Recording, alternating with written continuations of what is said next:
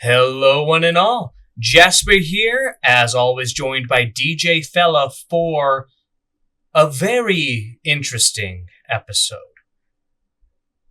Now, I want to get this started off by saying, objectively speaking, I recognize this is not the worst episode in this show, or this season, even.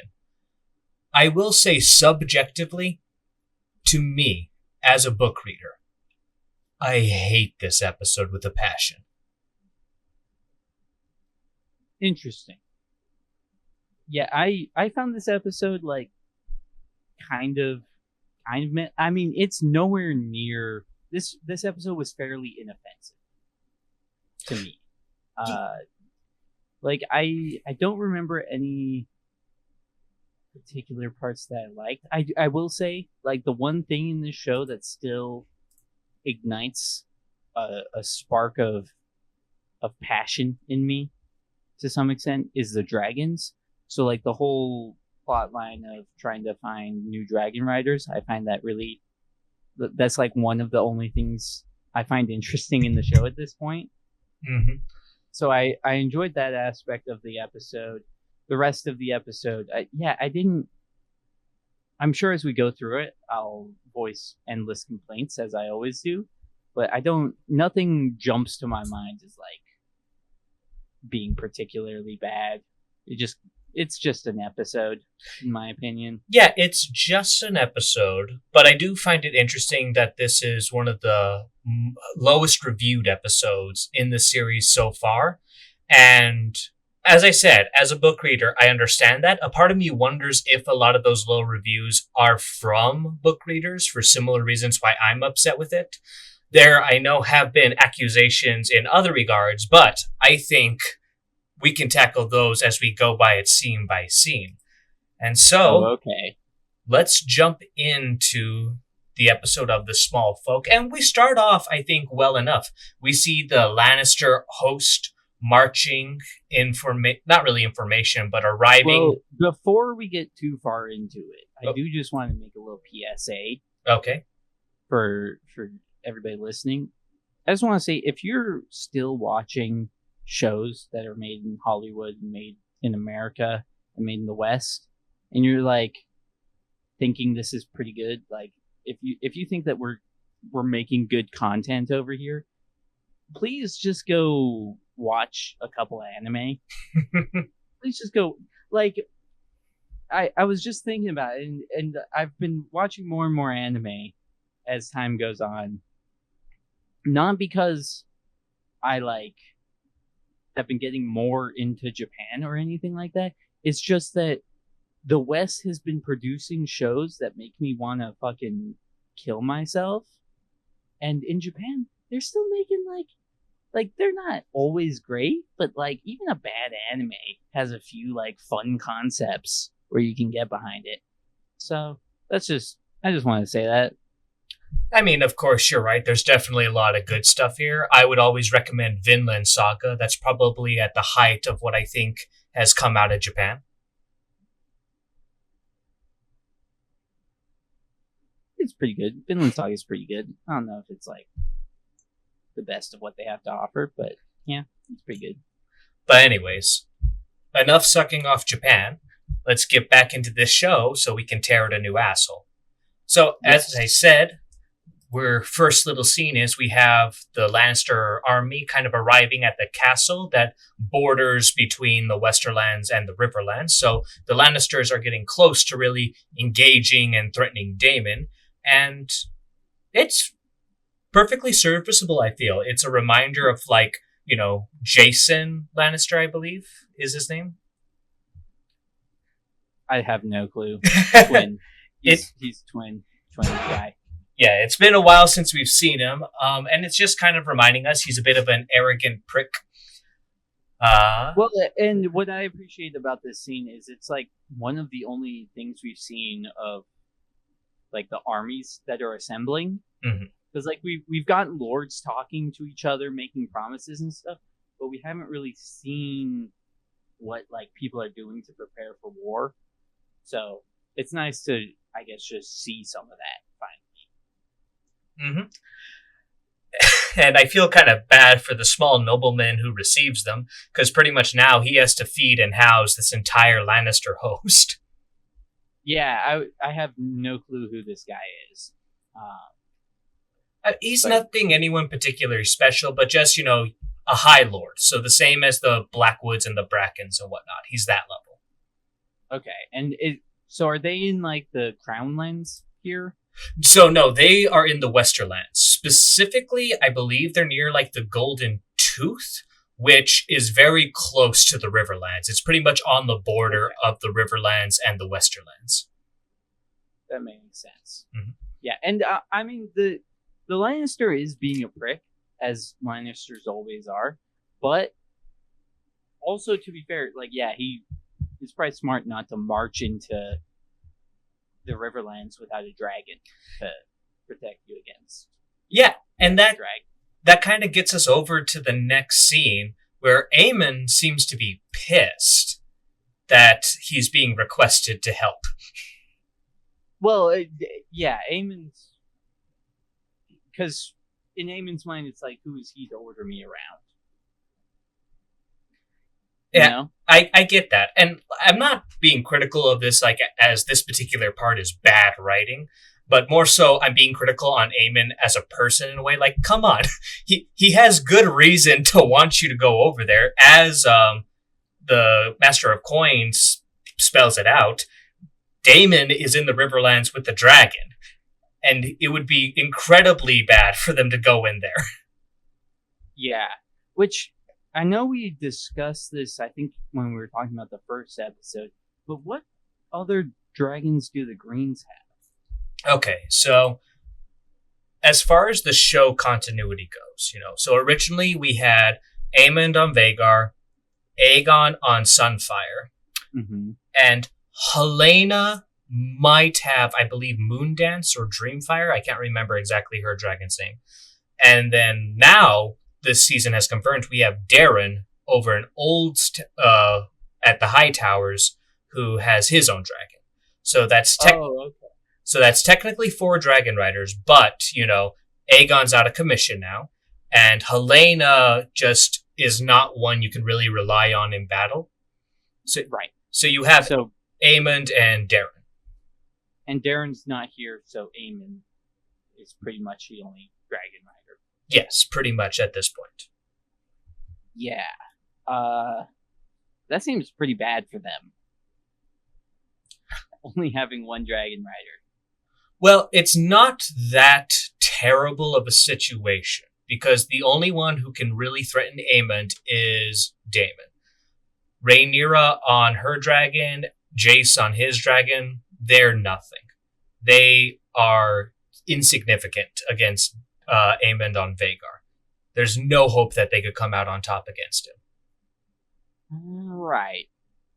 So yeah, they do have, like, and even Aemon versus Daemon, I would say Aemon has a pretty big advantage. A very sizable one.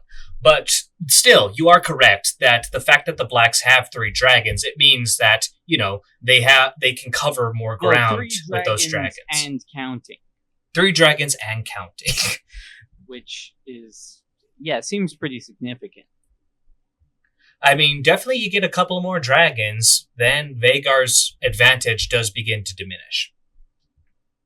Yeah, I mean, I would even say 1 more dragon, and like Rhaenyra and her ex-husband's dragon, like they might not individually be a threat to Vhagar, but if they team up with Daemon to attack Vhagar, then that's trouble. Oh yeah, if it was the 3 of them, it would definitely make things very difficult. Because I would believe that Laenor's dragon, I think it's Sea Smoke, and Rhaenyra's dragon, they would roughly be the size of Aegon's Sunfire, give or take, I think.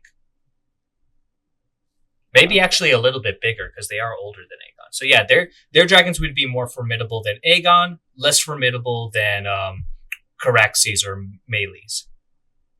Yeah. All right. So yeah, Aemond is being a little prideful.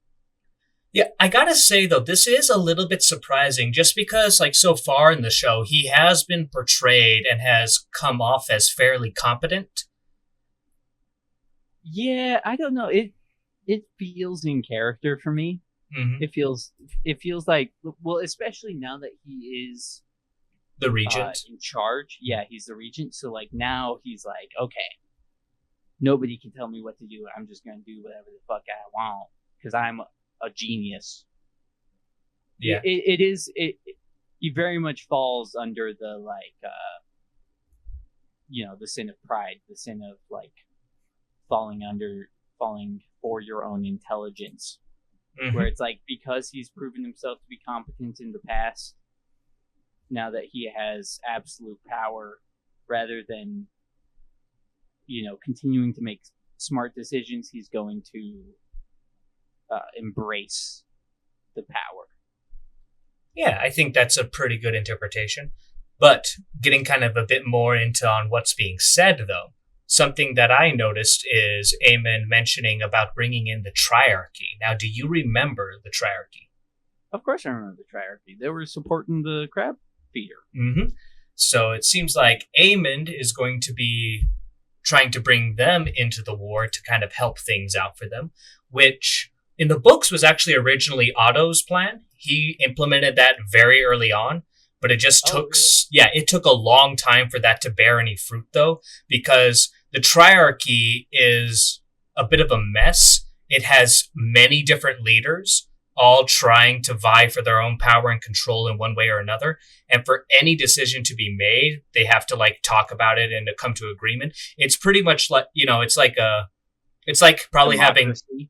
it's democracy, but like at least, in the States, we have the president who can kind of somewhat make a final decision. Over in the triarchy, okay, let's slow down there. But over there, it's like they have 20 presidents. 20? I'm just pulling a number out, but there's a lot of them. It's like, I thought it was a triarchy. So it's 3 cities. So it's Lys, Tyrosh. Lys? Yeah, Lys. That's hell of a name for a city. Lys, Tyrosh, and I believe Myr.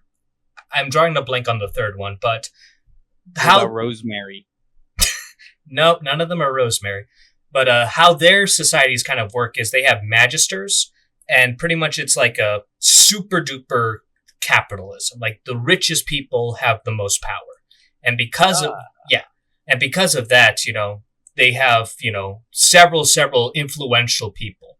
And how it's been described in the books as far as how they're governed, it's like having several horses to a carriage, all pulling in different directions.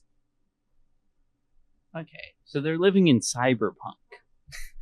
Pretty much, yeah. Except not as much technology. Right.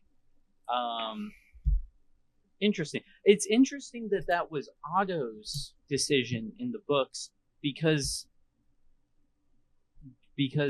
fucking Allison opposes it here, which, I mean, I know that Allison and Otto aren't like always perfectly aligned, but I feel like generally speaking they're more aligned than most of the other characters.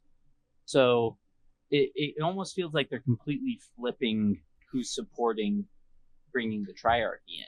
I don't know if I would go that far, because Alicent and Otto seem to go back and forth between the best of allies or adversaries. Because I remember back in the first season on episode 9, where they both send like their own Kingsguard member to find Aegon so they can be the first one to speak to him and influence his decision on how best to proceed and whatnot. So I feel like there's always been very much a kind of at odds between the two of them. Yeah, but I feel like their fundamental goals have always been more aligned than some of the other characters. Maybe a bit, though. I like anytime. I feel like where they split is their methodology more than their goals. I actually kind of disagree, because I do think Otto's goal is for Rhaenyra to die. Oh yeah, I mean that's true. I guess in my mind, Alicent should want Rhaenyra to die. If she was smart, but she had the chance and she didn't take it in episode 3. Please don't remind me of it. I have a decent buzz going. I was forgetting that episode 3 happened, and now I've been reminded. Fuck. God damn. It's crazy. Can we talk about for half a second the fact that this episode on IMDb is rated lower than episode 3? I mean, like I said, objectively speaking, I understand that episode 3 is the worst episode. Subjectively speaking, I hate this one a bit more. And you hate this more than episode 3? Subjectively, and it's for petty book reasons. Sure. But episode 3, like, broke the show. I know. Like I said, objectively speaking, episode 3 is worse. Subjectively speaking, to me, this is worse, though. That's insanity.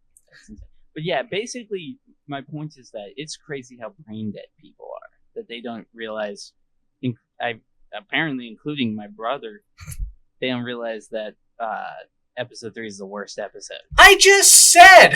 I acknowledge that it is objectively the worst. Yeah, but then you start talking about your feelings and shit. Listen, I'm an emotional guy, alright?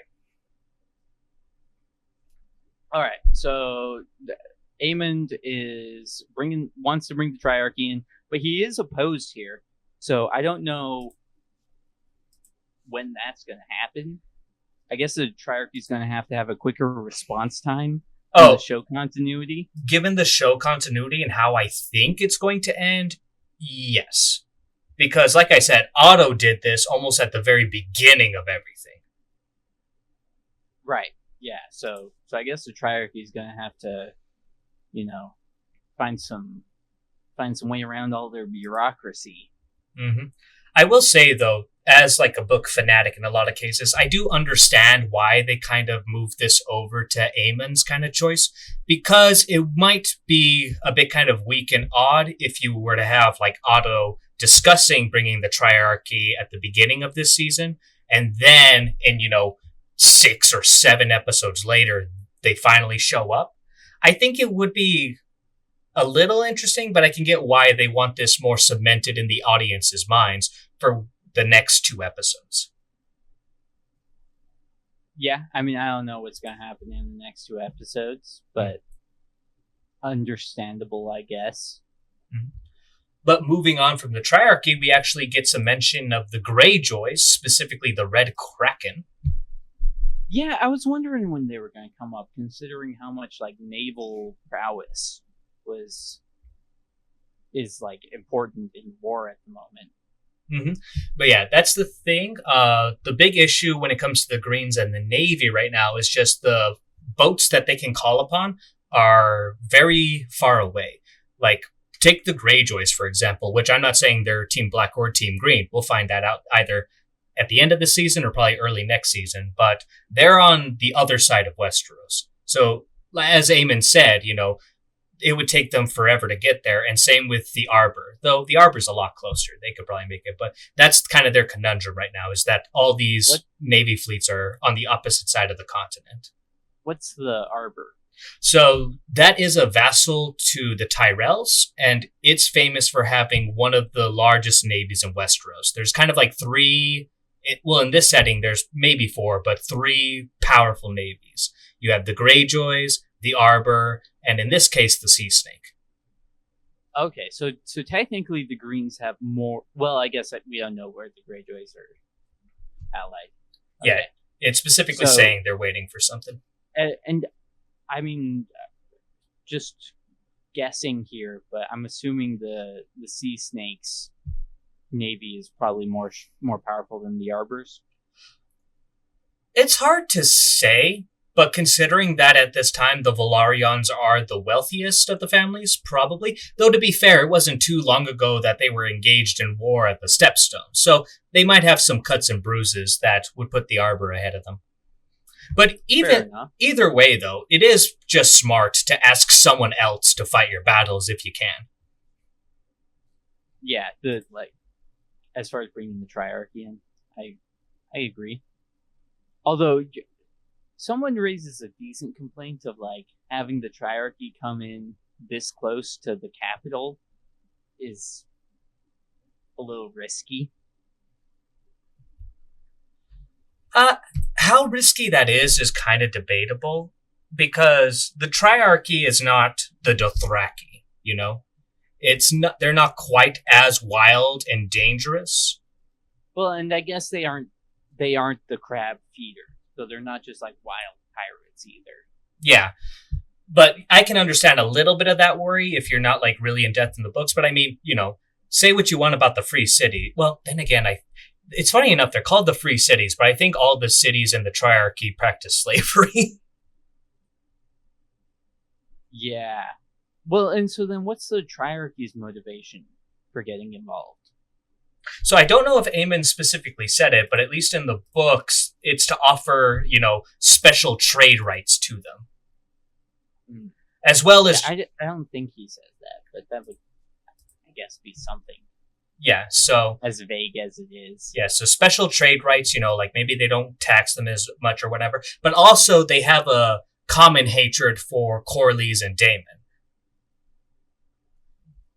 Do they? Yeah, because... I thought when the Triarchy was funding the crab feeder, they were just kind of generally pissing off the entirety of Westeros. Yeah, but Daemon and Corlys were the ones specifically fighting the crab feeder. Right, but that would, I mean, I guess it's kind of like the U.S. is funding Ukraine, but at the end of the day, Russia still hates the U.S. I guess I can track on that. Yeah. Fair enough. It's kind of like that, just a little bit of the opposite, but I mean, particularly... Wait. No, actually, no, you know what? Never mind. I've had too much to drink to try and think that one through. to make that analogy work. Well, either way, the main point is they've actually been at war with Corlys and Daemon, so there is a little animosity there. Right. Mm-hmm. Understandable, I guess. And I think also Otto Hightower in the books offered them to have full control of the Stepstones at the end of the war. Huh. So yeah, but just kind of little things like that. Nothing too shaking.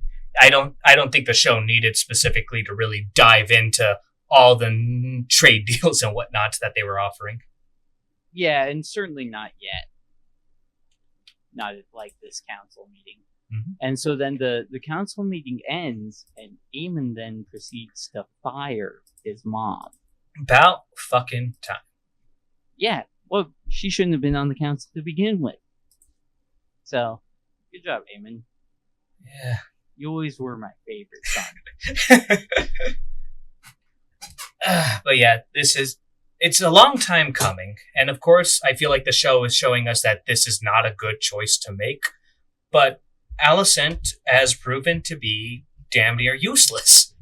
Yeah, she's proven to be incompetent and make bad decisions every step of the way. So, well, what's especially annoying about her is that she says no to things, but she like never brings up her own ideas. Oh yeah, that's classic woman move right there. Just say no to everything. Where do you want to eat? Anywhere. Okay, Red Lobster? No. All right. To be fair, if you suggest Red Lobster, she's well within her to say no. All right, maybe McDonald's then. I mean, those chicken nuggets are hard to argue. But anyways, I think we're both very happy that she's fired, and hopefully... Yeah, if only that meant that she wasn't going to show up as often. Only. Who knows? Maybe in the next episode, it'll just be one line for her, and that's it. Yeah, maybe they'll just demote her to side character all of a sudden. Mm-hmm. We can dream. But here we go, being optimistic again. Why do we do this? I don't know. So now we're back at Dragonstone. Corlys is looking at the war table. Good for him. He's Hand of the Queen. I just thought of something. Why have all the candles on the table? It looks cool. I mean, yeah, kind of. But like the whole cool thing about the table in this show was that you put the candles like underneath it and it illuminates. They also have the underneath candles. Yeah, but the ones on top seem pointless. Also, it's very well illuminated. You're wasting candles. Yeah, it actually might look cooler without the candles on top. Mm-hmm. Now that I'm looking at it, like if it was just glowing, that would be pretty cool. Exactly. Not to mention, like all the wax getting on the table. Like, I'm assuming that's not good for the wood. Is it a wood table? Yes. Oh, looks like don't. I don't think that the wax is going to hurt the wood, but it would. It does seem like it would be hard to clean off. Very annoying. You see, this is why subjectively I hate this episode the most. Fair enough. I take it back. The whole Rhaenyra committing suicide in episode 3 is not that big a deal compared to the wax ruining the finish on the table. I'm glad I could bring you over to my side. But anyways, Eventually the small council meeting actually begins. And it's just about Sir Stefan. Yep, Sir Stefan Darklyn. Apparently to be Dragon Rider Stefan. Totally. But yeah, so they say apparently that there was a distant Targaryen parenthood in his family, like I think his great-great-grandmother or something. Completely made up for the show, though. Like, in the books, he actually did try to attempt to ride a dragon, but they don't mention that he actually had any Targaryen heritage. So he just tried it for fun? Maybe it would work. Because what happened is they kind of he's the Lord Commander of her Kingsguard. I'm guessing like there was this kind of attempt. And honestly, in regards to the show, I don't blame them adding that little bit to kind of justify it a bit more. Yeah, it sounds like he was a fucking lunatic in the book. We don't get a whole lot of it, but it's not exactly specifically stated that he has any Targaryen ancestry. Yeah, that seems necessary. Mm-hmm. It seems necessary for him to have Targaryen ancestry. Well, because in the books, it's a little bit different. They don't really ask anyone to do it. They kind of just like put a reward out and say, hey, anyone who wants to try, we'll give you lands and titles and whatnot. And a dragon. Well, yeah, it seems like getting a dragon is kind of the big deal there. Mm-hmm. I mean, definitely motivate a lot of people. And then, who's this old guy who keeps speaking up? The bald one? He's mostly bald, yeah. I do not know. I think he might be if I had to guess, he might be a Celtiger. I'm kind of going through my head of like the families that supported her, Rhaenyra, during the war, but I don't think they've stated his name. Yeah. They do a good job of making him annoying. Like when Rhaenyra slaps him later on, I was like, all right, fair enough. I remember that. That was actually, I think I remember hearing that it was a bit controversial in like the fandom. Like specifically those who like really don't like the show, kind of like us, but I wasn't too upset with the slap. But we can talk about that once we get to there. But it seems like Sir Stefan here is eager to prove himself and try and mount a dragon.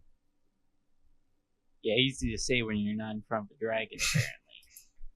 All right, and hey, we're back at Harrenhal. And remember when I fucked up and said, hey, Patty makes a surprise. So here we are. Yeah, and it finally came around. Patty's here. It was just a bit longer than I suspected, but it's great to have. That's crazy. That's crazy that you were 2 episodes off. If you'd been 1 episode off, that would be one thing. You were 2 episodes off. To be fair, this was the most recent episode that I had seen when we were recording the episode 4 podcast. Yeah, so you'd think it would be fresh in your memory that it happened way later. Listen, fuck off. But anyways, always nice to see Paddington back, but sadly they don't give him a whole lot for this. And I'm getting sick of these visions from Daemon. They, for me, are just so little. And I like Damon's getting a bit too much screen time, I think. I think it would be more beneficial for the show to give these times over to the other characters. Yeah. Yeah, I mean, I don't know what the end goal is or anything, so a part of me is like, this must be going somewhere. They must be developing Damon so much for a reason, but that's something that can't be confirmed until probably seasons later.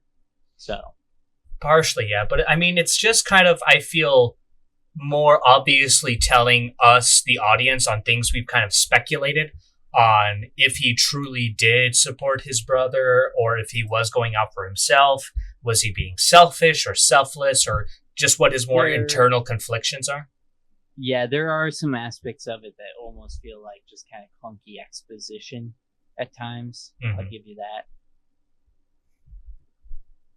Yeah, I think one of the reasons I'm kind of frustrated with these is, first off, I think there's too many, but also these never appear or even mentioned in the books. These are entirely show creations.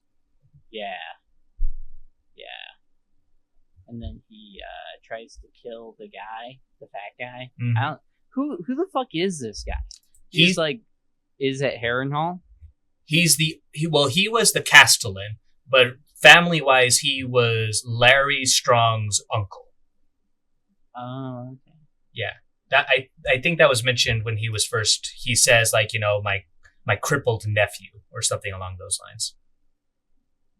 So does nobody else believe in the curse except for that crazy bitch? I think the curse is, like, depending on who you talk to, the curse of Harrenhal is very well known. Everyone kind of... So like, clearly Laris believes in the curse because he refuses to go back. but then like, Damon's losing his mind and everyone's like, hey, it seems like you need to get some more sleep, bud. Except for the, like, prophet bitch. Mm-hmm. I mean, so yeah, the curse is very well known. How much, whether people believe it or not, that depends from character to character. There are plenty of people who have, like, refused Harrenhal as a reward because they're like, nah, I ain't touching that shit. But then obviously you have people who think it's a bunch of mumbo jumbo. I mean, the previous episode, the Freys were like, hey, we want Harrenhal. Yeah, that's true. And I mean, Damon, I think Damon still thinks it's a bunch of mumbo jumbo. Yeah, he still thinks he's getting poisoned or something. Yeah, he thinks these are actions by the Strongs using the curse as a bit of a cover. Yeah. And then for some reason he believes Alice when she's like, stay for 3 more days. Yeah, because and I'm pissed about that, because it looks like Damon's finally about to get the fuck out of here and do something. Exactly. But no, he's being... Oh, we can be productive. Oh, guess not. And, I mean, we figured this out later, but it seems obvious to me that what she means by all this is, when she's talking to her plan is she goes to Riverrun and kills Grover. I mean, I thought it was, at this point in the episode, I thought she was just, more future sight stuff. Like, she's been shown to have knowledge of... I mean, I thought... Is she a seer, or whatever they call them in this universe? Yeah, there's some sort of prophetic dreams that she's a part of. Yeah, because, I mean, that's what I thought that was. Like, she knew he was going to die in 3 days, but no, she just goes and fucking kills him. Mm-hmm. So, which, once we get to that, we can talk more about it, but I'm not the biggest fan of that. I feel like there's some issues. Yeah, it's a little bit blatant. It's a little obvious, right? There's nothing sneaky about it. Yeah. Yeah, like, oh yeah, we sent our healer that you've been talking to a bunch.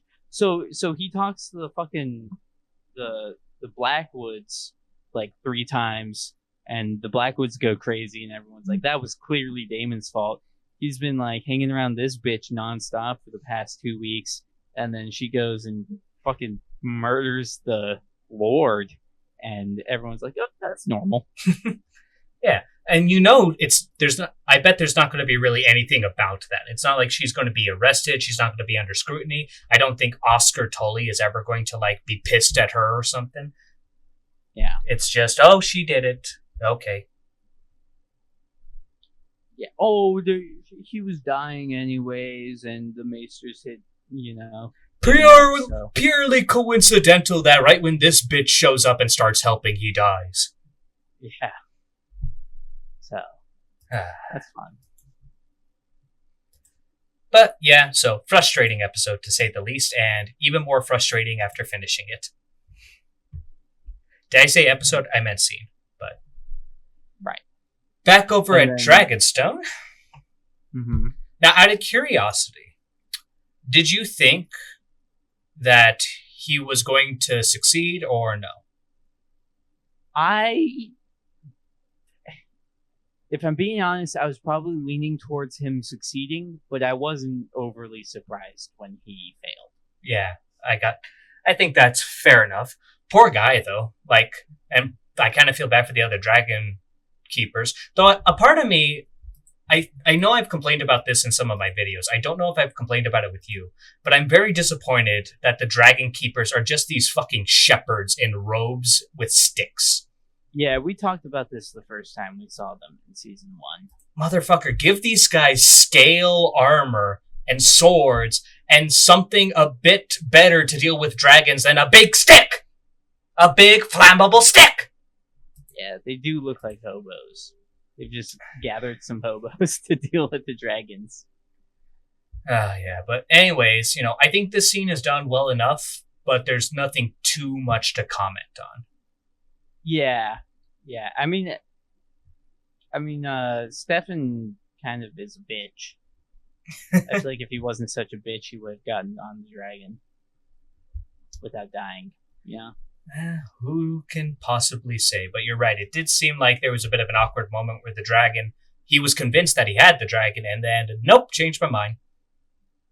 Well, and he spends, like when the dragon lowers his head for him to get on, he spends a preposterous amount of time before he, really starts approaching. Mm-hmm. Yeah. He's like, no shit. If I was a dragon, I was watching it, and I was like, Jesus Christ, speed it up, people. If I was a dragon, I would have started torturing people much sooner. Yeah, but overall, decent enough scene in its own right, in a vacuum. And then, funny enough, we cut directly to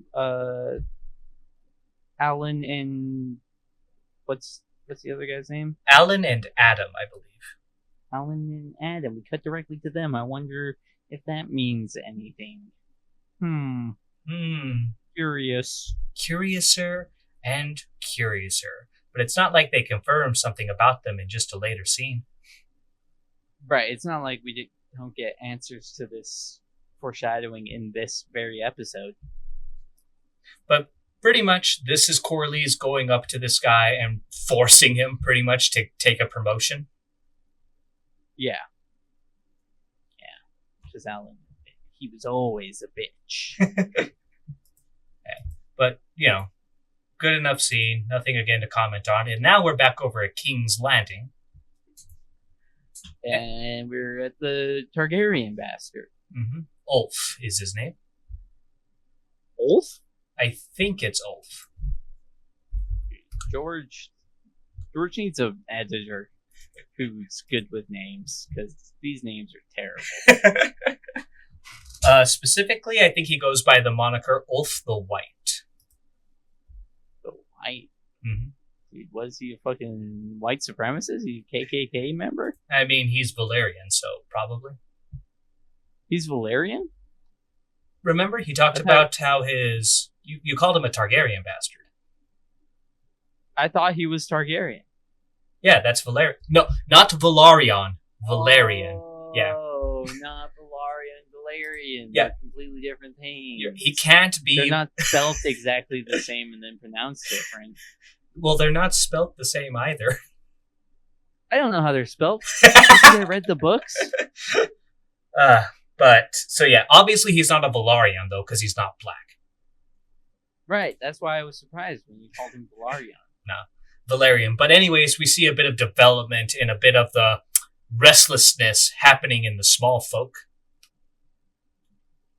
Yeah, so is this chick a random chick? Is the whore?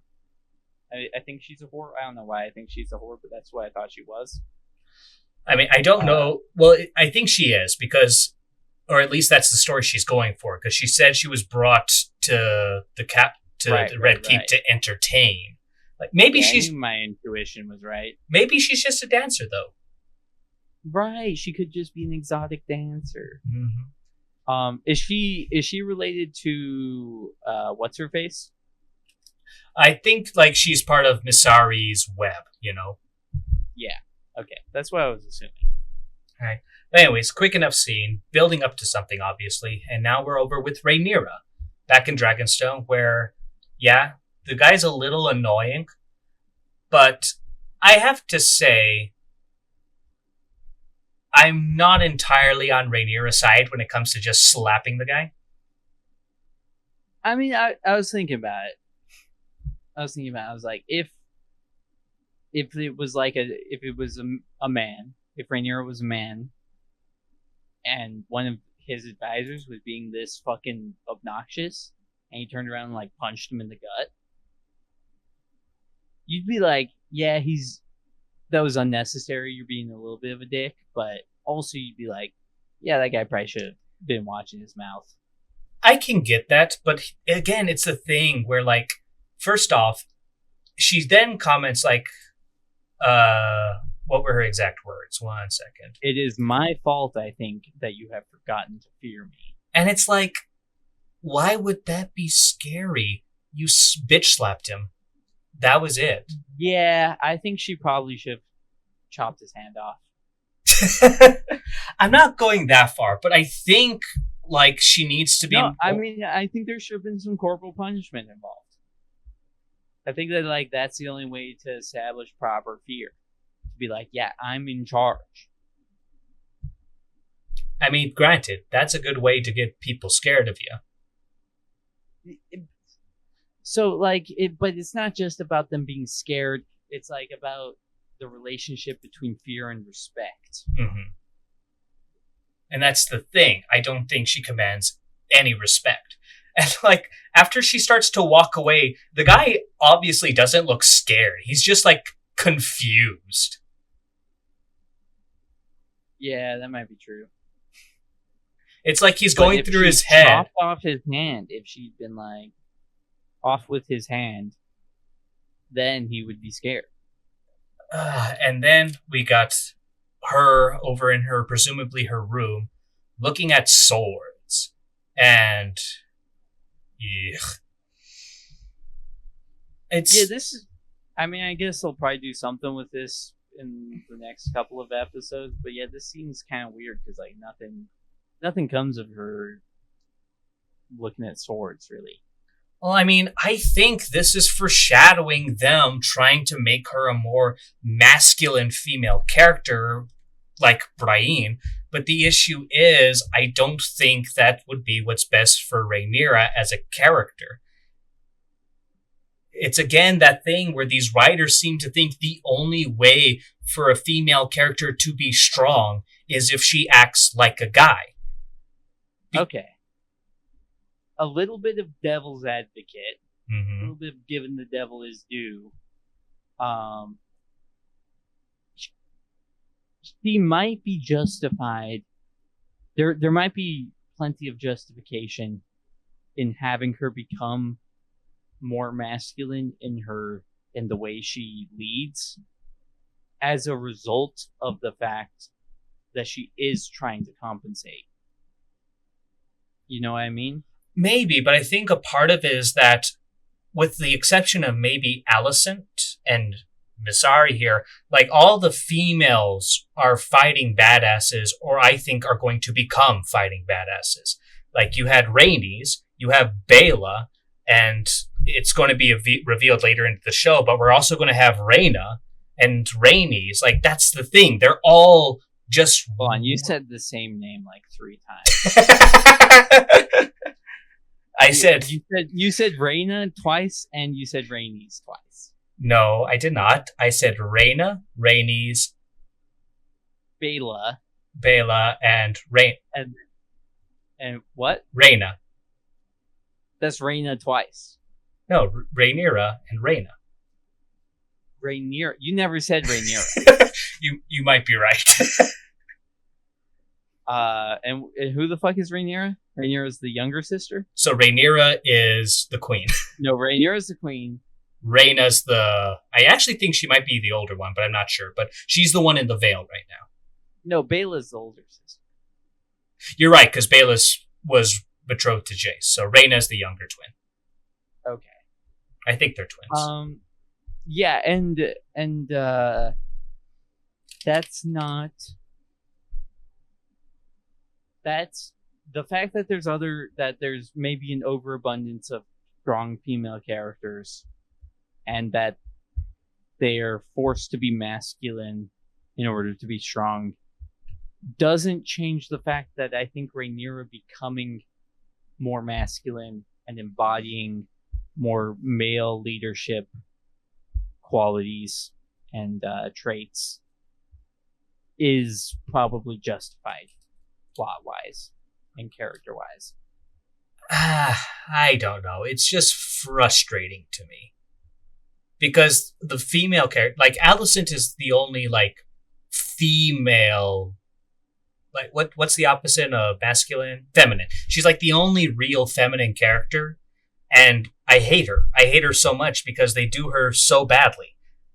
And yeah, well, that's the thing about modern writers, is that they want women to be important characters, but they'll do anything but write a like good feminine character.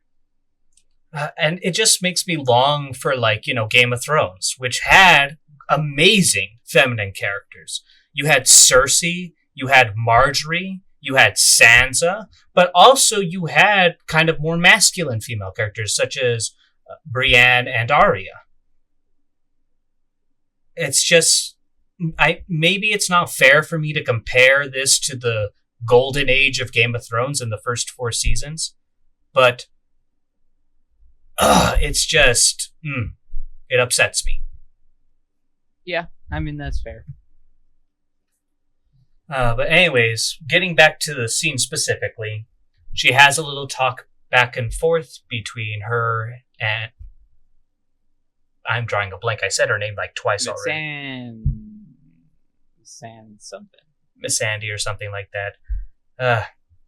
But, I mean, this doesn't add up to much. It's just like a little bit of, it was worth the risk. A good man died, which I'm kind of on Miss Sandy's side, because if it worked, you had another Dragon Rider.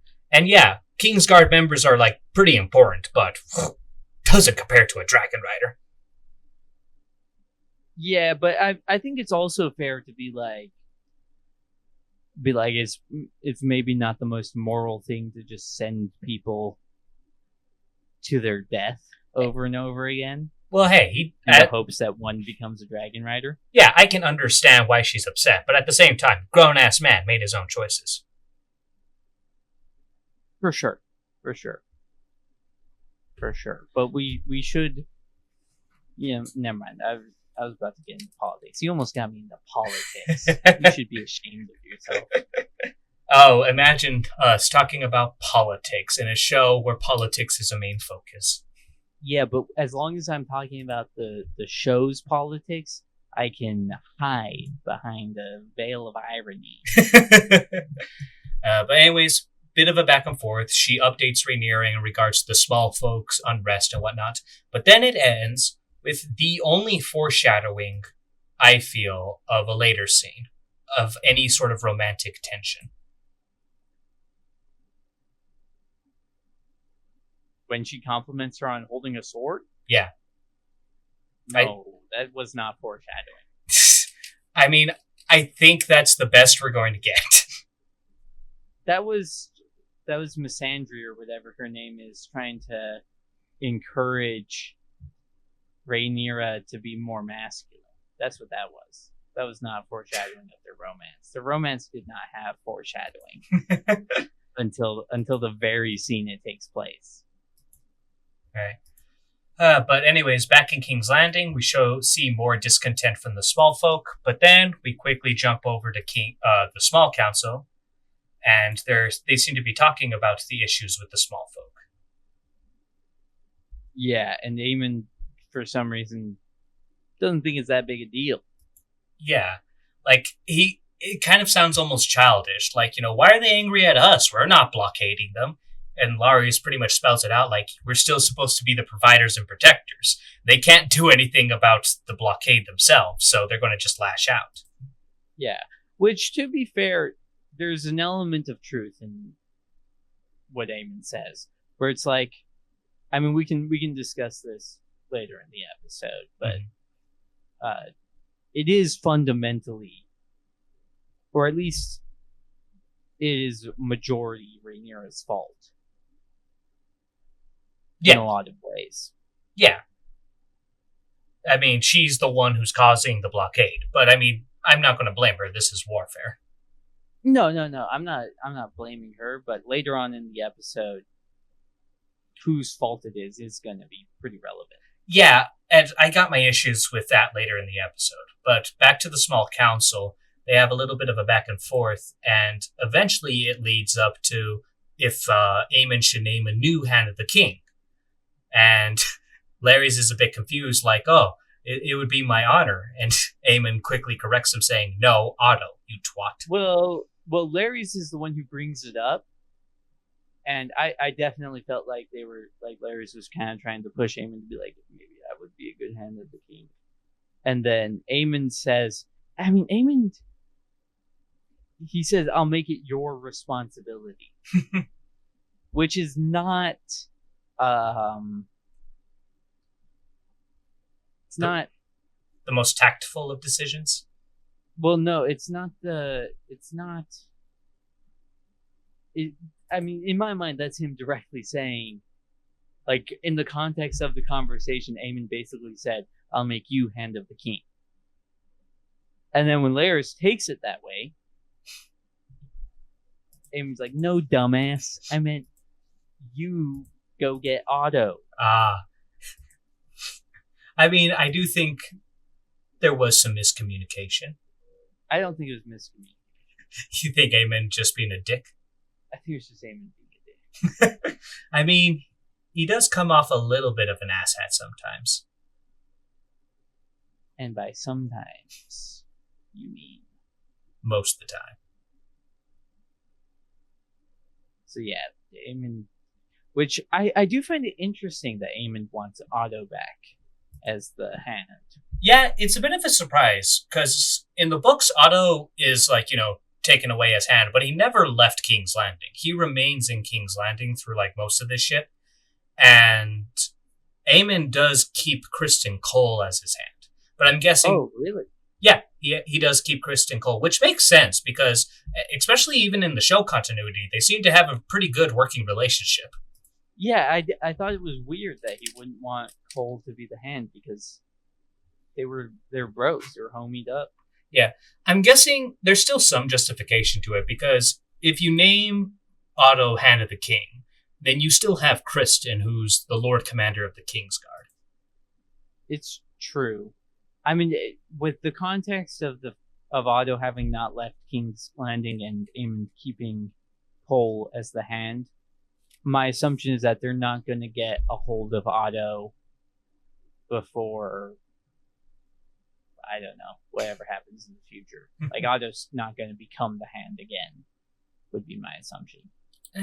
Maybe, but the show's changed up bullshit plenty of times. I honestly am getting to the point where, aside from, like, big moments, I don't think I can accurately predict what's going to happen. Yeah, that's probably true. Like, what you said. Like, I know who's going to... Well, I don't even know who's going to live or die at the end, because Leonor should be dead, but he's alive. Leonor was Rhaenyra's husband? Yeah, the gay first husband. Yeah. But anyways... Yeah, but he's basically dead plot-wise. I don't think so. You think they're going to bring Leonor back? They have to. Chekhov's gun, right? That's not a Chekhov's gun. As incompetent as these writers are, surely, if they spared Leonor with intentions to bring him back, they have to. They can't be that stupid. No, I think they just didn't have it in them to kill another diverse character. So, I think that about does it for that council meeting. I mean, anything else in there? They do update us about Aegon's health and how he seems to be doing a lot better, but we actually get to see. Right. We get direct visual confirmation of how Aegon's doing. Mm-hmm. And it's not great. He looks a little fucked up. He looks like he's having a bad time. Not the best of times. Yeah. I mean, I was going to say, I can kind of relate to that. I've had a few nights where I've had a few too many drinks and I just felt terrible in the morning. Yeah, there's been a couple times where I felt like I crash landed on a dragon and burnt half my body to a crisp. Yeah. Very relatable. Yeah, and I feel like this is where Aemond... I feel like he's probing Aegon kind of for information and kind of torturing him as well. Yeah, I wasn't sure if he was trying to figure out how much Aemond remembered or if he was threatening Aegon. If he was threatening Aegon to, like, not say anything. Mm-hmm.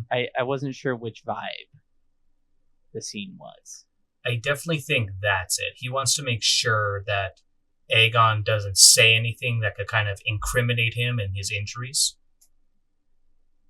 But he leaves the king's ball, like the fucking fidget balls the small council has, he leaves that with Aegon.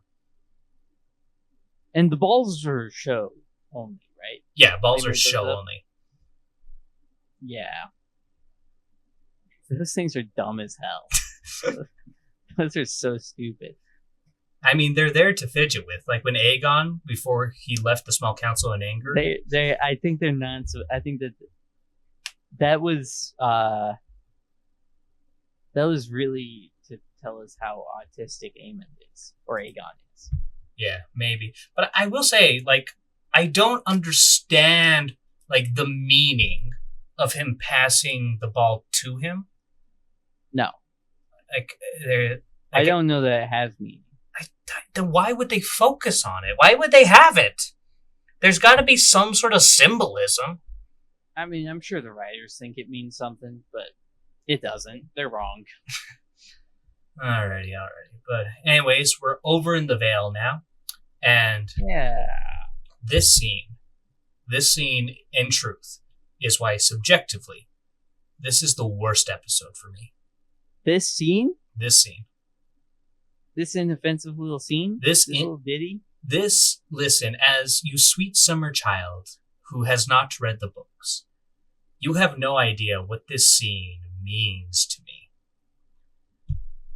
So, in the books, Rhaena is a very minor character who does not have any significance. And this scene confirms to me that she is going to be taking on the role of of Needle, yes. And I am legitimately pissed for many, many reasons. Because Nettle, of the Dragonseed bastards, Nettle to me is the most interesting. She's not the most important, but she's the most interesting because her existence kind of for the fandom brings into question if Targaryen blood is needed to tame a dragon. Because she is the only dragon seed with no Valyrian features. Black hair, brown eyes, brown skin. And also, I want to also say this. She is one of the most prominent black characters, or brown, but the most prominent minority character in the franchise. Like, if she's not one, she's number two. Like, Strong Belwas is probably the only other one, and he was cut from the fucking first show. So, I find it, in some ways, comedic that they race swapped the Valarians because they wanted more black people. But in the same time, they cut the only original black character in this story. Oh man, these writers, genius, knows no bounds. That's really good. I love that. Legit, I'm currently in the process of making a script and recording it and having that video made, but this does legitimately piss me off. That's so funny. I hate it because it just, it's like, I'm saving it for the video, but that is the reason why this little inoffensive scene drives me up a fucking wall. Yeah, no, that is insane, because I think it is important. Like, if there was a character who was not verifiably Targaryen or Valerian, I guess, more generally, that became a dragon rider, like, that is pretty lore significant. Mm-hmm. Like, even if it's a unconfirmed thing where it's just kind of a vague hint at maybe something, like that is a really cool piece of like lore, and to just scratch that for literally no reason that's funny. That's good stuff. Yeah, and like I said, she's not the most important dragon seed as far as the story goes. I would say she's number 2 or 3, but there's another dragon seed that's already in the show that they could have cut and kept Nettle with how useless they are. But they could have not had Rhaenyra get a dragon, or Rhaena get a dragon. Yeah, and they honestly they could have cut Rhaena and replaced her with Nettle. I'd be fine with that. Well, that would. I mean, at this point in the story, Rhaena has been plot relevant. Has she? Like, I know she's plot relevant, but that's because she's taking the place of someone more important. Well, no, because she hasn't fully taken the place of Nettle yet. So, like, I don't think. I mean, you could. Obviously, you can do anything if you really set your mind to it. You could cut Rhaena, but it would require quite a bit of work. I think, like, you'd have to figure out what the fuck to do with all the children and little baby dragons and stuff still.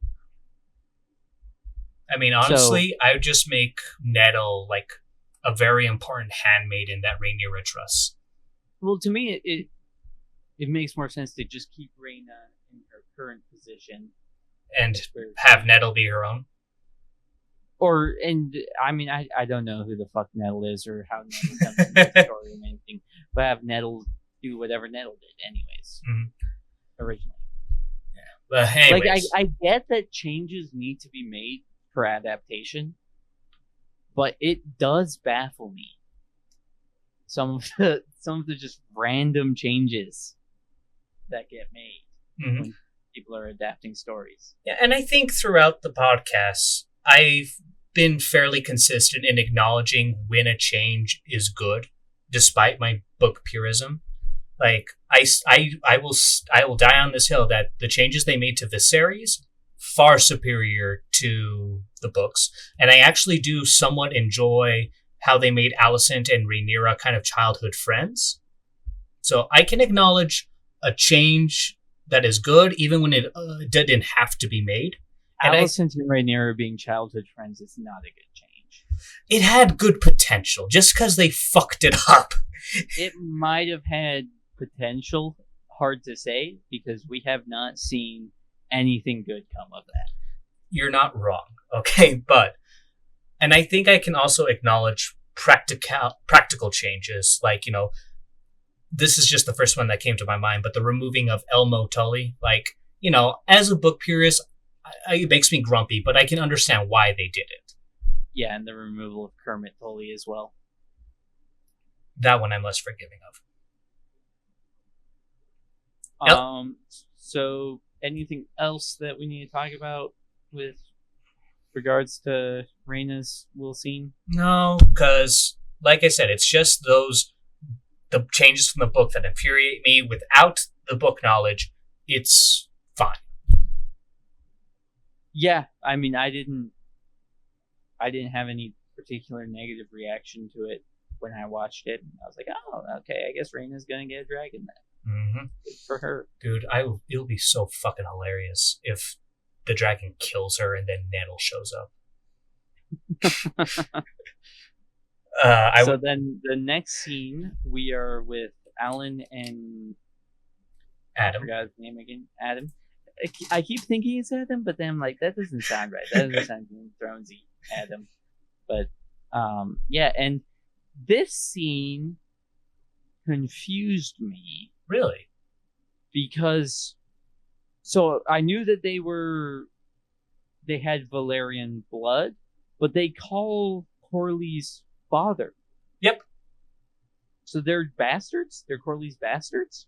In the show continuity, yes. Where are they in the books? So in the books, it's a little bit up in the air, because these actors playing them are much older than their book counterparts.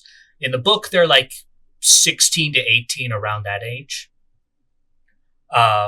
Whereas these guys, they're clearly grown men around the same age as, for example, Leonor. In the books, because they're so much younger, though, they're actually past. It's said that they are Leonor's bastard kids. But a lot of people think but Leonor is gay. Exactly. A lot of people think that's bullshit. So, like, you have the Maesters and the Septons saying, like, oh yeah, they are Leonor's bastard sons. But Mushroom, in one of the few moments where everyone thinks, yeah, he's fucking right, is that they are Corley's bastard children. Wait. You've never told me a fact that Mushroom said that didn't sound like the objective truth to me. I mean, I'm sure there's a couple. He's a little crazy. He adds a lot more sex, but then again, this show seems to be justifying all his sex things, so maybe. Yeah, have you read George's writing? There's a lot of sex. Well, there was also the story he told where he tried to tame a dragon. So I will say the fact that Corley's has bastards does, I guess, make it less ridiculous that he's accepting of Rhaenyra's bastards. I mean, I still think that he wouldn't be, but at least it's like, at least he's not a hypocrite. I guess you could say that. Well, so the thing is, how it kind of plays out in the books. So a lot of the things is, and it's kind of weird, because remember the scene where Rhaenys is talking to Adam and calls him good looking? Yeah. So that's kind of just hinting out that he shares a lot of the features of her husband, Corley's. And that's pretty much her confirming that she knows who they are. And I'm surprised at how accepting she is of it. Yeah.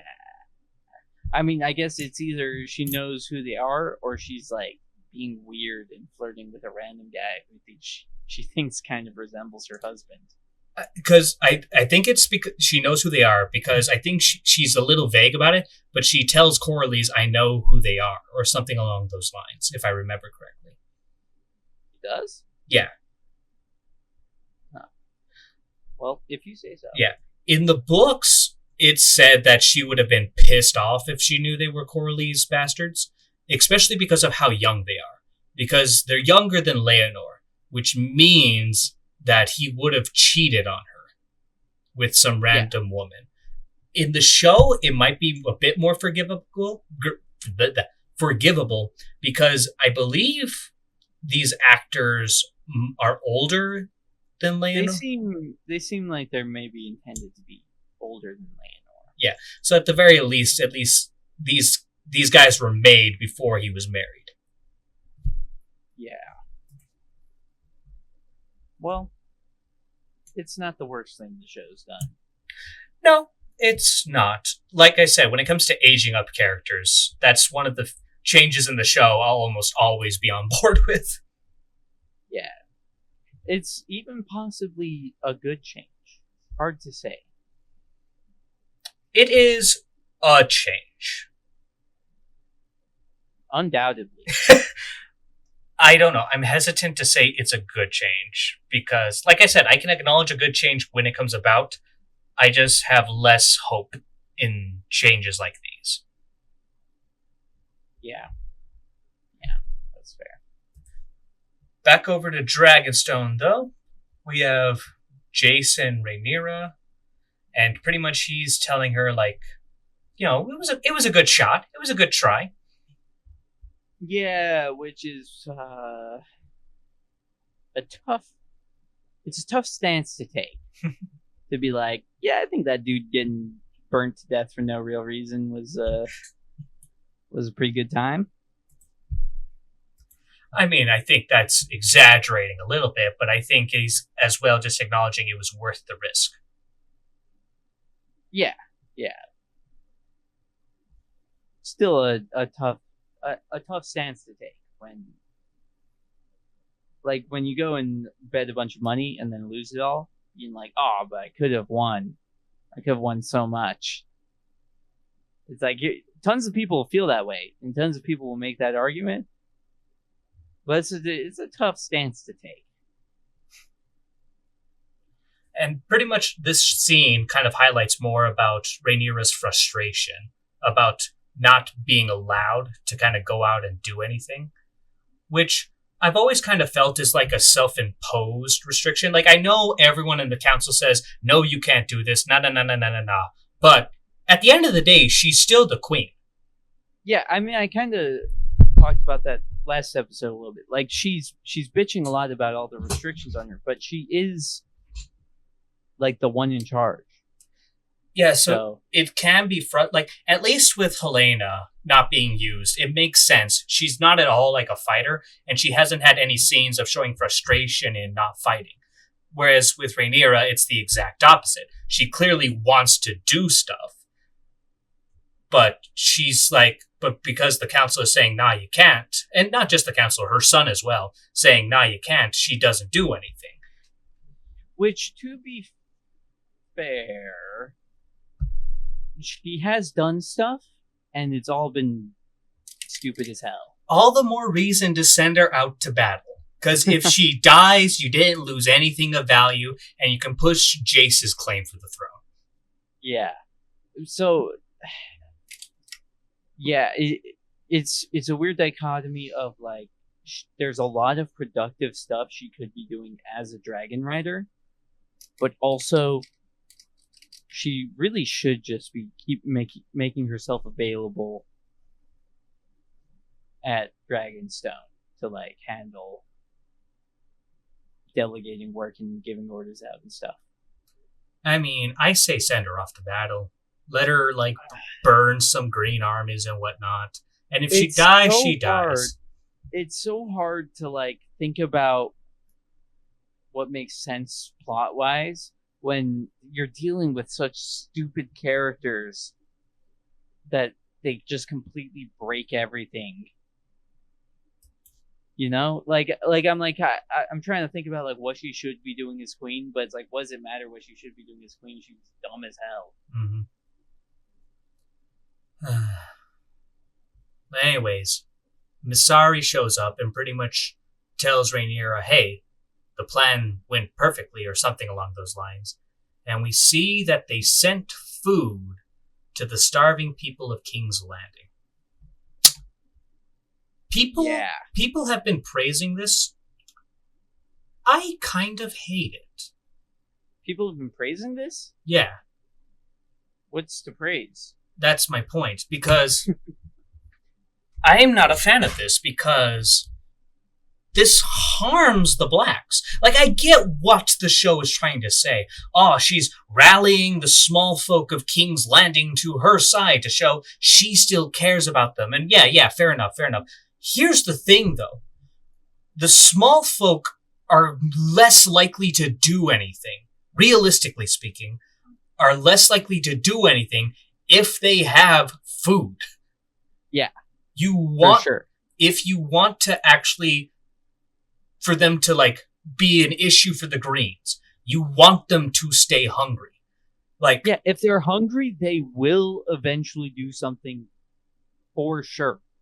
But if they're well fed, then they're probably not going to do something. Like those are.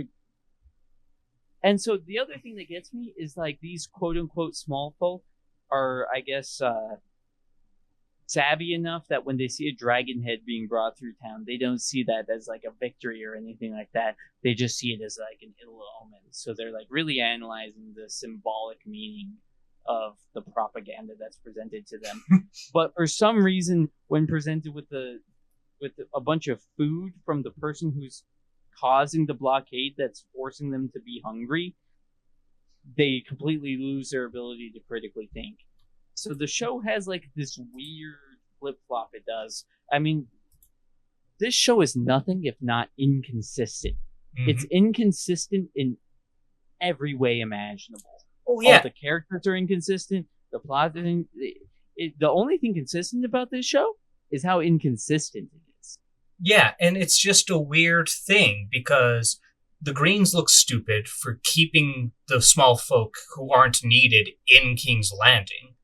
And it's just like this whole thing about hunger that wasn't in the books at all. This all wasn't in the books? No, like I said, the people in King's Landing are not going hungry. The blockade is messing some things up, but they still have a lot of land in order to bring in food. God fucking damn it. Dude.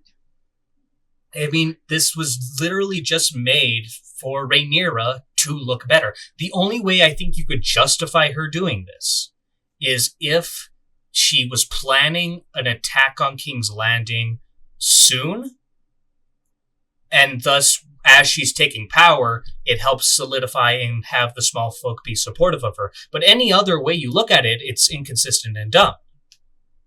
Hey guys, sorry, we're back. Wi-Fi crapped out about me. We disconnected for a little bit, but hopefully things work out. But anyways, I think before I accidentally disconnected from you, I was venting about the only way that you could justify Rhaenyra sending food to the small folk is if she was going to or was making plans for an attack against King's Landing very soon. Thus, if she were to take it, then the small folk would be more supportive of her. Yeah. It doesn't make sense to me as far as like I don't know, the small folk, again, they're smart and then they're stupid and then they're smart and then they're stupid. I just want consistency. Is that too much to ask? I mean, to be fair, the show is consistently inconsistent. Consistently inconsistent. Because sometimes it's good and sometimes it's dog shit. And the good is becoming rarer and rarer. Mm-hmm. Anyways, we have Alicent here pretending to be a good mom again. Mm-hmm. As she's doting on her poor son. Remembering that, in a way, this is all her fault. Had she captured Rhaenyra when she was in King's Landing, this never would have happened. Or if she had not, like, antagonized him while he was emotionally hurt and drunk. Mm-hmm. He might not have, he definitely would have not gone out to battle on a dragon. I hope she understands this is all her fault. Do you think she does, or do you think none of it is her fault because she's a woman and she's a victim? Yeah, I think that she's a woman and she's always right. I don't know if you know this about me, but I've always lived by the mantra that the woman's always right. I mean, with how long Happy wife, happy life. with how long I've known you, that sounds about right. Yeah. And I guess the armies of King's Landing are going back out to do some shit. Yeah, are we jumping over to where she's talking to her brother? I mean, I was. Did anything else happen during the scene? She's just kind of Yeah, being a shitty mother. I mean, the Maester talks a little bit about name-dropping the Beesburys, which, to remind you, the Beesburys is the guy who Cole killed in the first episode, or not the first season at the Small Council. Slammed his head on a ball. What? You don't remember that? I don't remember that at all. Yeah, season 1, episode 9. They're having the council because Viserys just died, so their plans are being implemented. Beesbury's the only one on the council voicing his displeasure, and Cole goes over to push him back down onto his seat. But yeah, they gave it the plausible accident deniability kind of thing, which was so stupid. Yeah, that was really dumb. But anyway, so yeah, name drop that. Woo, nice to see that. But now we have Alicent chit-chatting with her brother. And her brother pretty much lies to her, saying oh, yeah, you're a wonderful mother. Well, I did actually kind of like this scene. I know. I felt like it was a decent... I mean, they're kind of awkward at first. You can tell they don't talk very much. But then, as they get going, they kind of open up to each other a little more. And Alicent sort of admits, whenever she kind of implies that she thinks she's been a bad mother, you can kind of feel them open up a little bit more. I think this scene was actually pretty well done. It was nice, but I think I'm becoming jaded. Oh yeah, well, so that was one thing I had the thought of as I was watching this episode. Because, again, I think this is probably one of the better episodes we've had this season, despite what popular opinion might be. I was watching the episode, and I was thinking about how much I hate all the characters. And I did kind of have the realization that, I might be letting the fact that there's so many things I dislike make it so I cannot enjoy anything. You know what I mean? Perfectly normal things are happening, and I would just be fucking irritated and annoyed, and it might not have been fair to the scene by itself. Well, at times.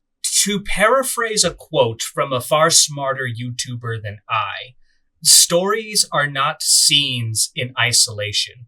They're not a string of cool moments or fancy things that happens. A story is several scenes connected, and how they are connected matters. For sure. I'm not saying I think I'm wrong about the show, but I do think that there might be more to praise than I'm giving the show credit for, because overall I find the show so distasteful. I mean, there is, to be clear, a lot to praise. First off, the effects are really good.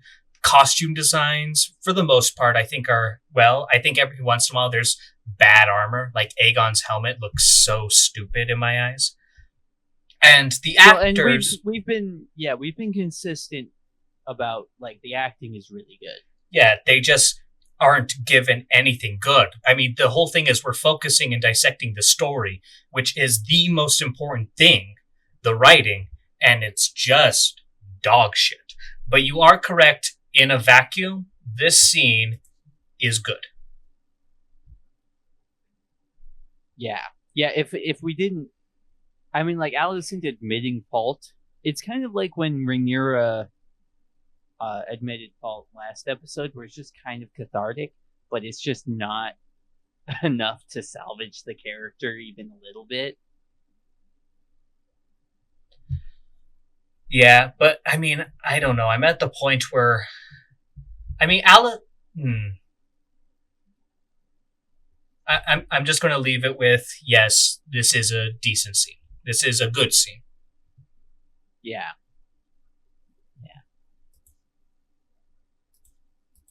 But she does give Kristen a bit of a look.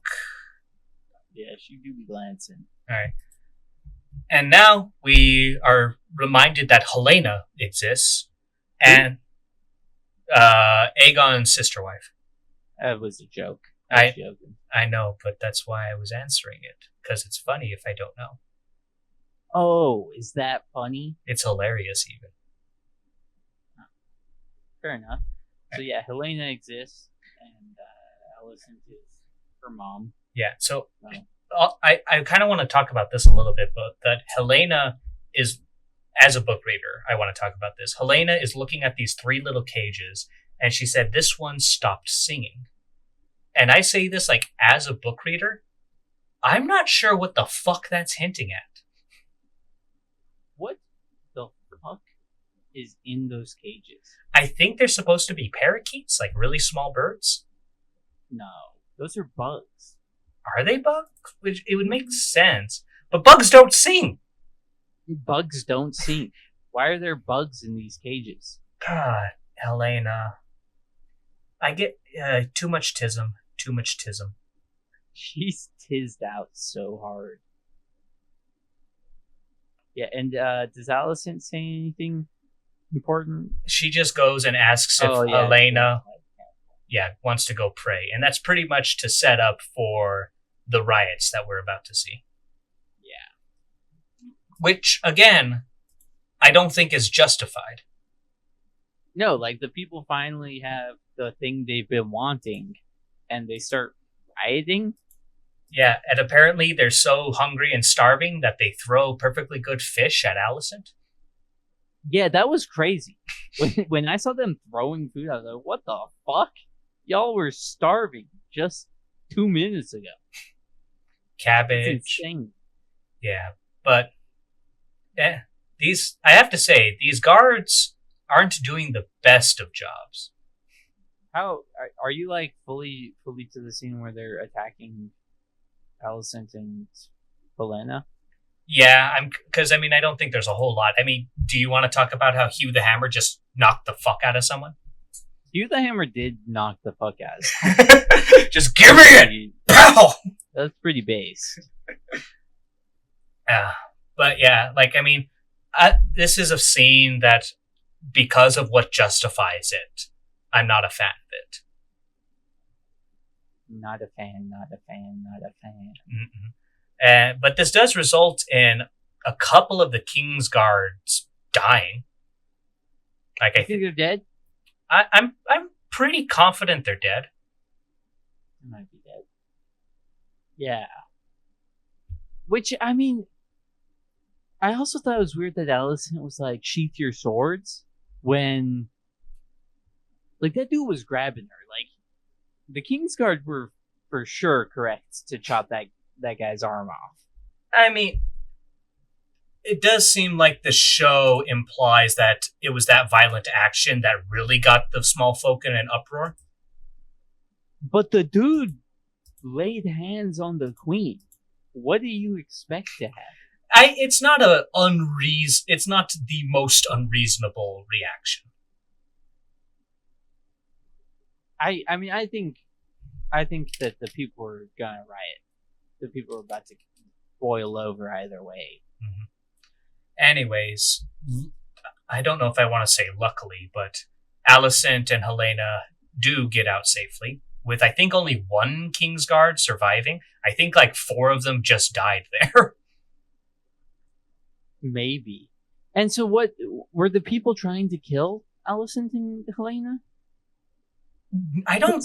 There are times where like they get fully swarmed. Yeah, like if the goal was to kill them, they were doing a terrible job of it. Yeah, so it's like, what were the people trying to do? I think it was just a peaceful protest. That was a pretty peaceful protest. If we're being objective, I didn't see anything burning, so that was a pretty peaceful protest.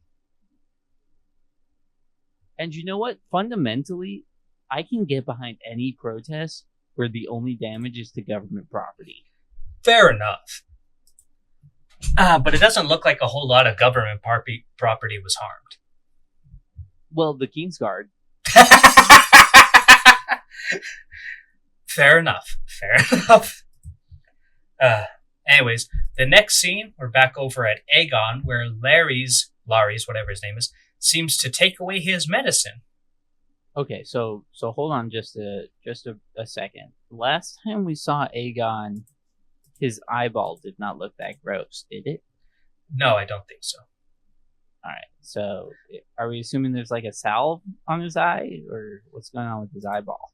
My first guess is maybe some sort of like ointment being rubbed against it. Because I said salve. Yeah, I don't know what the fuck that is. Salve? It's like an ointment. Then just say ointment. I said salve. Fuck off. But I think supposedly that eye is probably like melted shut. Because I think he only ever opens his right eye. Salve, noun. An ointment used to promote healing of the skin or as protection. Yeah, used by pretentious twats. Dude, salve. Salve's a normal word. Normal people use that word. No, they don't. Wrong. My mom's a nurse. I have never heard her say that. Incorrect. Well, yeah, it's an old word. Like, you wouldn't use salve on modern medicine. Salve is like, it applies to old things. We're in Game of Thrones times. Yes, so educated. Anyways, back to the scene. So Lares shows up and pretty much takes Aegon's medicine. He doesn't take it. He takes it. What? He doesn't, like, consume Aegon's medicine. He just, like, prevents him from taking it. Okay, Mr. Exact Words. Which it's the same word. Fuck off. You're not funny. That was funny. that was a good joke. Anyways, but he lays it out. The reason he doesn't want Aegon to have it is because it might dull the pain, but it also dulls the mind. And it seems like he wants to engage in a little bit of a intellectual conversation with him. Conversation is a strong word for it. He wants to talk at Aegon. Yeah, I'll be honest, I don't remember this scene. You don't remember this scene? I mean, so this, Larys has been a little bit of an odd character because he's playing every side possible, which seems a little brazen in my opinion. Like he's just every single opportunity to get brownie points with anybody with any level of authority, he's there. Yeah, and I mean, that's just not making sure you don't have all your eggs in one basket. That's one way to look at it. But it's like, if anybody ever talks to anybody else, they're going to be like, oh yeah, Larys is like not loyal to anything. Immediately. But I mean, pretty much this entire moment. And I'm actually really surprised when Larry's like starts crying. Like he's kind of like, I don't know. There feels like Larry's is definitely a character that feels very sneaky, two-faced and whatnot. But I don't know. I think there's like I think there's a lot of, this is actually him in a way. This scene gives off very similar vibes to me as when Tyrion is talking to Jon Snow. And he's like, a midget is always a bastard in his father's eyes. You remember that scene? Mm-hmm. Yeah, I do. It gives off similar vibes to that. But I don't know how genuine Larys is. it's hard to say. He's very schemy. Like, don't get me wrong, he's very schemy, but I don't know. I think this was like, for lack of a better term, a genuine scheme. Maybe so. But like, he's still scheming. The reason I don't know that it's a genuine scheme is because literally the last scene we saw him in, he was trying to get Eamon to name him Hand. I mean, who wouldn't want to be Hand? Sure, but like, so he was trying to like get on Team Eamon, and then Eamon denies him, and he comes straight over to Aegon and starts talking about how they're both the same because they're both crippled. It just doesn't feel very genuine to me. I don't know. Maybe the crocodile tears are convincing me, or are they alligator tears? I think crocodile tears. That's right. Yeah. Anyways, though, like, even though I forgot about it, I think it's a great scene. And pretty good. Yeah. No complaints about this scene. Mm-hmm. Back at Harrenhal, we have another fucking vision. Oh, yeah. Damon's not allowed to have real productive scenes. He's losing his mind. This is what, the third episode straight of just Damon losing his mind at Harrenhal? Something like that. I honestly want to say fourth. Yeah. It's not great. Because I'm trying to remember. I think he took Harrenhal like on the third episode. And we're on 6. Mm-hmm. So like 3.5. But anyways, he was sleeping at the table, and he's made aware that Lord Grover is dead. Yeah. Wonder how Grover died. Probably natural causes. I mean, and he pretty much spells it out. Well, he'd been ill, of course. The Maesters weren't able to do anything, and then they accepted Alyssa Rivers volunteered for her renowned guild, but he died. Like, is it not obvious? Yeah. Well, I think that guy at least seems to know what happened. But for some reason, despite the fact that the lords of the Riverlands were smart enough to deduce that Daemon was responsible for everything the Blackwoods did, they're, I guess, not going to be smart enough to deduce that Daemon's responsible for this. Maybe. Who knows? Maybe there will be some consequences. But after this, he kind of just starts crying. And yeah, which seemed weird to me. Do you think it's because it was kind of related to the vision he had, or was it just entirely because of the vision?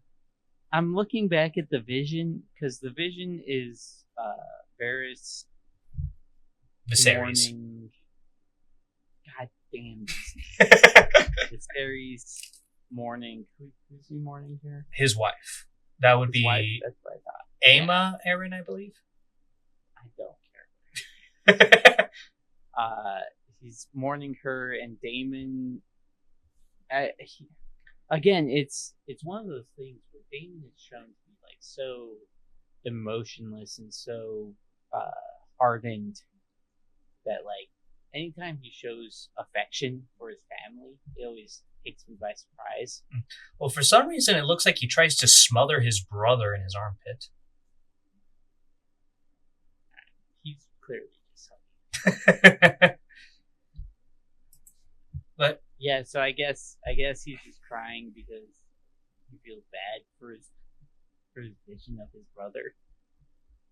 And it seems like that's a weird thing. Like maybe it's like in a way he feels guilty for not being there for his brother in that moment of distress. Maybe so. I think a better vision would have been him with his brother as his brother like died from like all the illness and shit. Mm-hmm. And then he wakes up and it's like he has to then face the fact that he basically caused that same suffering for the Tullys. Yeah, you're right. That would be pretty good. I think that would be a better parallel to draw. The fact that, yeah, that vision almost felt completely unrelated. Not a lot of correlation. But luckily, it's a fairly short scene altogether, as now we're back at Dragonstone, and we see Sea Smoke takes a little interest in Alan. Which this does make me doubt the whole, when they're like, you gotta be brave and like not show fear when you're trying to take the dragon. Like, this nigga's just running. There is some theories or like kind of talks in regards to how this played out. And it's because he is also a son of Corlys, which means maybe there's kind of there's a pinch of Leonor that kind of reminds Sea Smoke. Okay, I can see that. I will say he does break his shin. Like, he eats shit over that log. That would hurt so bad. I mean, I'd probably be limping for a while. Yeah. Yeah, then he becomes a dragon rider. Yeah, but we can't see him show courage and tame the dragon or bond with it. Because we have this award-winning scene. Other than that, I don't know why I said other than that. I also wanted to mention the dragon disappears. What is up with this show and thinking that dragons can just disappear? Well, you see, lizards can be sneaky, and dragons are big lizards. And you know what else is a big lizard that's sneaky? Alligators. They're sneaky sons of bitches. Alligators are amphibians. Are alligators lizards? Well, I think they're kind of their own thing. Well, like, they're all reptiles, right? Are alligators reptiles? I'm pretty confident alligators are reptiles. They might be. Yeah, they're reptiles. They're reptiles? Is a large reptile. Are alligators amphibians? No, I don't think so, because of like frogs are amphibians? Yeah, frogs are amphibians. Oh, yeah. Thinking an alligator is an amphibian is an honest mistake, according to Swamp Fever Airbud Adventures. I don't think that is accurate. Well, I just did it. I just made that honest mistake. Yeah, so of course you're going to believe it's an honest mistake, but if my dumbass knows that there's a difference between an alligator and a frog, then anyone should. Whoa. I didn't say that there's not a difference between alligators and frogs. There are amphibians other than frogs. Hey. Anyways, though, we're on the final award-winning scene of the episode. Now, keep in mind, we had one entire scene of build-up to this moment. We had 0 scenes of build-up. I stand by, there was no foreshadowing. Not only was there no foreshadowing, both of these characters were established to be into dicks. Well, we have to remember, they're women. And they are women. And women have weak backbones and they stand for nothing. Well, is that not what you were going to say? That is not at all what I was going to say. I was going to say, according to like a little bit of research, most lesbians and bisexual bitches tend to be that way because of shitty relationships they had with guys. That's true. They also have higher rates of domestic abuse, but that's neither here nor there. God, please. That's just a fun statistic, yeah. We're now, fellas aren't allowed to enjoy statistics these days. No comment. But anyways, yeah, I was going to say, I think it's safe to say both of these two have had very bad relationships with guys. Oh, that's where you were going with that. Because Rhaenyra is married. Yeah, because Rhaenyra is married with Daemon, and Missari apparently was raped by her dad and got pregnant. Yeah. And also she was a whore. I mean, presumably she wasn't a whore before her dad. Well, yeah. Yeah, daddy issues do lead to women being whores. And to be fair, that is the daddy of all daddy issues.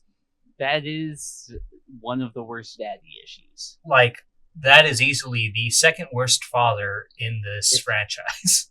If I was making a tier list of daddy issues, raped by is S tier daddy issues. But hey, are we sure that it's S tier? Because apparently, when you talk about these things, it can get you like really hot and bothered. Yeah, it turns women on to talk about their daddy issues.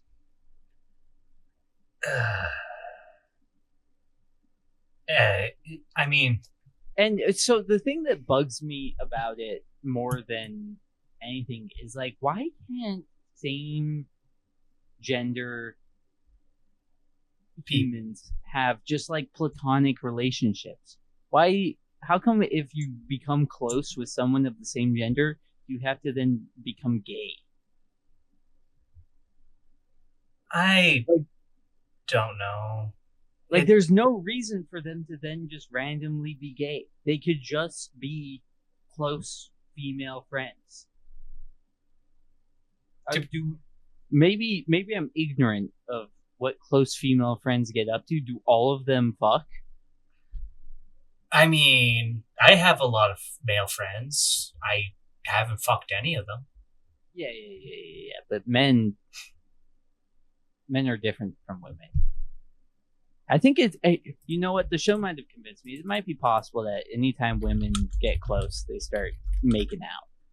I mean, to be fair, don't women, when they have sleepovers, have like the kissing game or whatever? Yeah, I think it's a pretty common trope that when women have sleepovers, they get up to lesbian activities.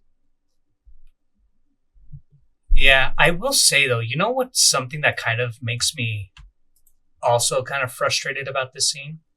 What's something that also makes you frustrated about this scene? Now, I haven't found any confirmation about this, but I've heard that the kiss was improvised by the actors. No way. There's no fucking way. That's impossible. Yeah, so looking it up, and according to actress Sonoya Mizuno, which I believe is the black-haired one, it was unscripted. There's no way.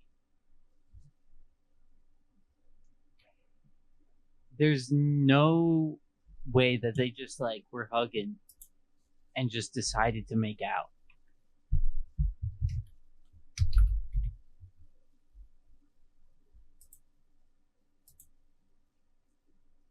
I mean, all the stuff I'm finding is that it was not in the original script. That's insane. Those dumb bitches were just hugging. They were just doing a normal hug scene, and they just decided to start smacking on each other. And then the director was like, "That's good. We're keeping that." That's insane. This is the craziest thing I've ever heard in my life. Okay. It's maybe not the craziest thing I've ever heard in my life, but that's pretty crazy. Yeah. I mean, my biggest criticism about this is I don't buy it. I don't buy any kind of romantic thing about this. I know there's another creator who kind of commented on this, and she kind of looked at it as in a much more dark way, that it's not supposed to be romantic or loving.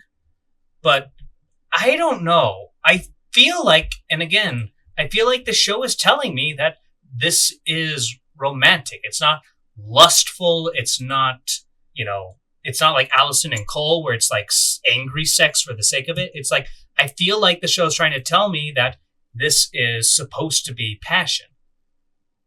It seemed passionate. It seemed like a heat of the moment passion kind of thing. And that's another thing. I don't even buy it much as a heat of the moment. You know what? I'll forgive it. I'll forgive it if we get like a hot lesbian sex scene later in the season. Maybe. Who knows? I feel like we might not get it this season, but maybe next season. If that happens, I could at least be like, all right. And that's about it. I'll be like, all right. Yep. But then the real meat of the scene, not just the stupid, silly, improvised nonsense. The Kingsguard shows up, and he's like, "There's someone riding a dragon around," and Rhaenyra decides she needs to hop on her dragon and go, I guess, confront. Which so they say it must be one of the Greens. Yeah, but they recognize that it's sea smoke. They recognize that it's sea smoke, but they assume a Green has claimed sea smoke. Which I don't... Who on the Greens could claim a dragon? That's the thing. Nobody. Okay. I'm glad to have that confirmed. Because that was my... I was thinking about it after I watched this. I was like, who on the Greens could they think it is? I mean... And I couldn't think of anyone. If you want to stretch out believability, technically speaking, Helena does have a daughter without a dragon. Like how old are the kids? They're like, I think they're like 6. Yeah, maybe 6. Yeah, that would be hilarious if there was just a 6-year-old riding sea smoke around. The 6-year-old took initiative, snuck in on their own. Yeah, and so that's a fantastic way to end the episode. Yep, and like as I've said, I think this is not nearly the worst episode in the show at all. No, not even close. But it is my most hated show. And my most hated episode. Nah, probably both. But my most hated episode. Entirely for book reasons. I'm really pissed about the whole Nettle situation. That's fair. That's a fair criticism to have. But objectively speaking, episode 3 needs more terrible reviews. Yeah, but episode 3 is so bafflingly terrible that I can't believe people are still watching the show. I mean, we're still watching it, so what does that say about us? I wouldn't be. If I was just a dude doing it for pleasure, but I gotta watch the show so I can talk about it with you in front of 150 people. Yep. So, but yeah, like this episode was just like there, and it kind of, you could argue it's might be one of the slightly better ones because it's for sure one of the. It's probably like the second best episode this season. Oh, second best of this season? I don't know. I threw that out. That's my feeling, but I couldn't tell you what the first best is. I mean, the best is the second episode. Was the second episode pretty good? The second episode was, we saw Aegon raging at the death of his son. We have the funeral progression. We have Otto being dismissed as The funeral progression was pretty good. Yeah. Procession, not progression. Yeah, same thing. Wrong. But that was that episode, which, you know, obviously had some issues. Like, you and I kind of went back and forth on the Cargiltons. But the twins was pretty... I think the first episode the first episode, that was Blood and Cheese. Oh, Blood and Cheese. I didn't hate the first episode. I did, though I admit most of my motivation might have been a bit more. So it's a little bit late for me to bring this up. But I went back and re-listened to our last episode, like our recap episode from the first season a while ago. And one thing we talked about was how if they skip over like the Green's immediate reaction to the news of Aemond killing Luke, that we were going to be pissed. And I mean, I didn't rewatch season 1 before coming into season 2 because I couldn't bring myself to do it. But they didn't do that. They did not at all. So in hindsight, I'm pissed. They should have done that. That's important. They're skipping over like weirdly important scenes, and then now we have a bunch of nonsense with Daemon in a fucking castle going crazy. And it's like, why are we wasting time on this when there's so many relevant character development moments we could be showing? God damn it. I mean, they had a little bit of it because I remember Jace, and that was actually in my eyes one of the best scenes of that episode. We have Jace returning from the north, trying to put on a brave face to his mother. Well, we got quite a bit of the Blacks' reaction, but we got nothing from none the of the immediate Greens. The best we got is like the small council where Alicent is like trying to throwing shade at Aemond. Yeah, but even like it's not I wanted the immediate reaction of hearing the news. Yeah, that would of course have been amazing. Yeah. That's why we can't have it. That's why we can't have it. This is why we can't have nice things. Anyways, I think we've beaten this dead horse enough. No, we've got 2 more episodes of beating this dead horse. Well, I'm talking about in this particular episode. Yeah, but it's the same horse. Yep. I'm wondering, though, because this is such a heavily downvoted episode, I wonder if this is going to be kind of the turning point where most of the fan base is no longer going to like the show. If that is the case, then they should have done it sooner. I'll just say, as usual, I'm way ahead. I'm way ahead of all the freaking dumbasses. Mm-hmm. But, as usual, it's always nice to talk to you about these things, DJ fella. And I'm glad we've caught up now. So we have a couple of days off from doing these recordings until the next episode comes out. Yeah, maybe my spite will cool down over the next couple of days. Maybe. But thank you for being here. And of course, all those listening, if you made it this far, thank you so much. I hope you all have a wonderful day. And until next time, be safe.